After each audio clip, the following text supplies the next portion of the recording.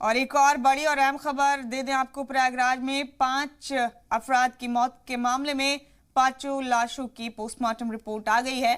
परिवार के मुखिया राहुल के जिस्म में चोट के कोई निशान नहीं है। राहुल की फांसी लगाने से मौत हुई है। डॉक्टरों के एक पैनल ने पोस्टमार्टम किया। पुलिस ने 4 मुलजिमीन को हिरासत में लिया है। सुसाइड नोट की बुनियाद पर पुलिस की जांच जारी है। आपको बता दें कि प्रयागराज के नवाबगंज इलाके में 5 लोगों की मौत हुई थी और ये पांचों एक ही परिवार के लोग थे। परिवार के मुखिया राहुल, उनकी अहलिया, 2 बेटियां और 1 बच्चे की लाश मिली थी कल। राहुल के अलावा दीगर सबकी गला रेतकर कत्ल किया गया था। राहुल की मौत फांसी लगने से हुई है। 5 की पोस्टमार्टम रिपोर्ट सामने आ गई। राहुल के जिस्म पर चोट के कोई निशान नहीं थे। ये बड़ा अपडेट आप इस वक्त का देख रहे हैं।